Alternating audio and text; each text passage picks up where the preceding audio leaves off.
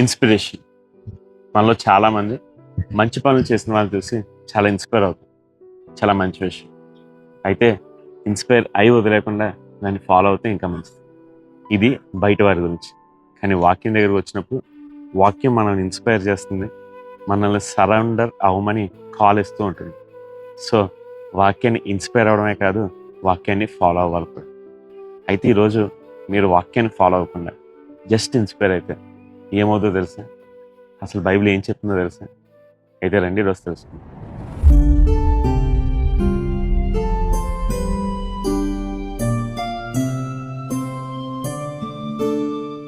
Praise the Lord. ఈరోజు బైబిల్లో నుండి మొదటి సమయాలు 19వ అధ్యాయం 23-24 వచనాలు చదువుకున్నాం. దానిలో ఎలా ఉంది? అతడు రామా దగ్గరనున్న నాయోతునకు రాగా దేవుని ఆత్మ తన మీదకు వచ్చిన గనుక అతడు ప్రయాణం చేయొచ్చు రామా దగ్గరనున్న నాయోతునకు వచ్చే వరకు ప్రకటించును. మరియు అతడు తన వస్త్రములు తీసివేసి ఆనాటి రాత్రి మగల్లో సమయాలు ఎదుటినే ప్రకటించు పైబట్ట లేనివాడే పడినను. అందువల్ల సౌలును ప్రవక్తలో ఉన్నాడా అని సామెత పుట్టింది. చూసారా? ఈ వాక్య భాగంలో మీరు ఒక వ్యక్తిని గమనించవచ్చు. అతనే సౌలు. ఈ సౌలు ప్రవచిస్తున్నాడండి. ప్రవచించడం అంటే దేవుని గొప్పతనాన్ని ప్రకటిస్తున్నాడు. అయితే ఈ ప్రకటన ఎలా చేస్తున్నాడు? జస్ట్ ఇన్స్పిరేషన్ వాళ్ళు చేస్తున్నాడా? లేదు, ఇన్స్పైర్ అయ్యి సరెండర్ అయ్యి చేస్తున్నాడా? ఇదిగో ఈరోజు దాని గురించి తెలుసుకుందాం. మొదటగా ఈ సౌలు గురించి మనందరికీ తెలిసిందే. ఇతడు ఇశ్రాయేలు మొదటి రాజు. అయితే ఇతడు దేవుని మాట వెనకపోవడం వల్ల దేవుడు తన హృదయానుసారుడైన దావీదుని అనుకున్నాడు. దావీదు ఎప్పుడైతే గొల్లియాతుని చంపాడో అప్పుడు జనులు దావీదుకి 10,000 కొలది, సౌలుకు 1,000 కొలది అని స్తుతులు చెల్లించారు. అప్పటి నుంచి సౌలు దావీదు మీద విషపు చూపు నిలిపారు. దావీదు ఎప్పుడు దొరుకుతాడా, ఎప్పుడు చంపేద్దామా అని ఎదురు చూస్తూ ఉన్నాడు. ఒకరోజు అలాంటి అవకాశం వచ్చింది. దావీదు రామాలో ఉన్న సమూయేలు దగ్గర ఉన్నాడు అనే విషయం తెలిసింది. తన చంపడానికి 3 సార్లు సైనికులను పంపాడు. 3 సార్లు కూడా దేవుడి ఆత్మ ఆ సైనికుల్ని దావీదుకి ఏ హాని చేయకుండా చూస్తుంది. అప్పుడు దేవుడు ఏం చెప్తున్నాడు? సౌలు, నువ్వు నా చిత్తానికి వ్యతిరేకంగా వెళ్తున్నావు అని చెప్తూనే ఉన్నాడు కదా. సౌలు వినాలా? లేదు, సౌలు వినలేదు.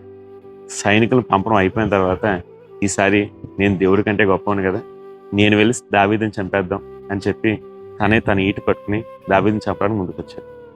మరైతే దేవుడు ఊరుకున్నాడా? దేవుడు తన ఆత్మను పంపి నేను నీకంటే గొప్పవాడిని అని చెప్పి చూపించుకున్నాడు. అందుకనే ఇక్కడ సౌలు ప్రవచిస్తున్నాడు అని. ఇక్కడ సౌలు ప్రవచించడం కేవలం దేవుని ఆత్మ ఇన్స్పిరేషన్ వల్లే జరిగింది తప్ప సౌలు సరెండర్ వల్ల కాదు. ఇక మూడో విషయం మీరు బాగా గమనించాలి. సౌలు దేవుడి దగ్గర తను అస్సలు తగ్గించుకోలేదు. అందుకనే దేవుడు జనులందరి దగ్గర సౌలుని తగ్గించి పడేశారు. తన పై వస్త్రాలన్నీ తీసేశారు. పై వస్త్రాలు అన్నప్పుడు మొత్తం బట్టలు కాదు, కానీ తన రాజవస్త్రాలు తీసి తన అండర్ గార్మెంట్స్తో దేవుని సంధిలో పడి దేవుని స్తుతిస్తూ ఉన్నాడు. చూసారా? మనం కానీ దేవుడి దగ్గర తగ్గించుకోపోయామనుకోండి, దేవుడు మన జనులు అందరి దగ్గర తగ్గించేస్తాడు. సో ఈ మొత్తం వృత్తాంతంలో సౌలు మనకు నేర్పే పాఠం ఒకే. సౌలు జస్ట్ ఇన్స్పైర్ అయ్యాడంటే సరెండర్ కాలేదు. అందుకనే తన జీవితాన్ని అంతలా నాశనం చేసుకున్నాడు. మనందరికీ తెలిసిందే సౌలు ఎలా అంతమయ్యాడు. తన కత్తి మీద తానే పడి చచ్చాడు. మరి ఈరోజు మీరు జస్ట్ ఇన్స్పైర్ అవుతున్నారా? ఇన్స్పైర్ మాత్రమే కాక దేవుడి వాక్యానికి సరెండర్ అవుతున్నారా? గుర్తుపెట్టుకోండి, దేవుని వాక్యం మనం ఇన్స్పైర్ చేస్తుంది, మనం సరెండర్ అవ్వమని కాల్ ఇస్తూ ఉంటుంది. అప్పుడు మనం తప్పక దేవుని వాక్యానికి సరెండర్ అవ్వాలి. అప్పుడు దేవుడు మనల్ని హెచ్చిస్తాడు, మనల్ని అందరికంటే పైన ఉంచుతాడు. మనం నమ్ముతారా?